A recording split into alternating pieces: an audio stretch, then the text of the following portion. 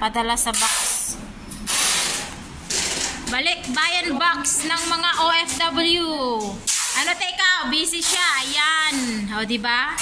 Birthday ni Buda ngayon kaya holiday namin. Sila naman, after 3 hours, na ano din nila, no, natanggal din nila yung lamesa, oh. Ipapadala din yan guys sa Pinas. Ayan, busy. Ano na, natanggal na? Di pa.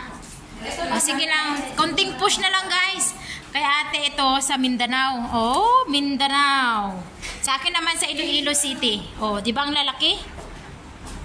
Mura lang naman guys. $1,000. Di ba te?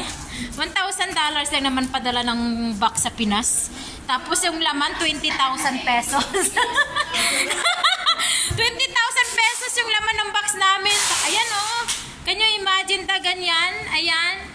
Yung iba, syempre, hindi naman ano, blessing na yan sa ano namin sa neighbor. Ayan. Ito kinuha ko kay neighbor. Binigay sa akin. Ito naman yung bed. Yes, folding bed. Okay? Bida yan, bida. Bida yan guys, bida. 1,000 lang padala niyan. See? Tissue. Ayan. At saka may toilet tissue din ako, mga damit yan, oh. Galing yan kay neighbor. Binigay lang. Kay neighbor lahat yan. Ito kay neighbor din sa para sa pamangkin kong maliit. Ayan, oh. See? Ang ganda. Ayan. O, diba? Kahit ano, toothpaste. At saka yan, guys, oh.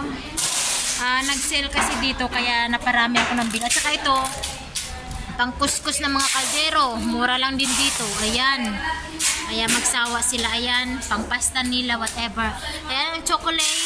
Ayan. Ayan, diba? Okay na yan guys. Ang importante may padala.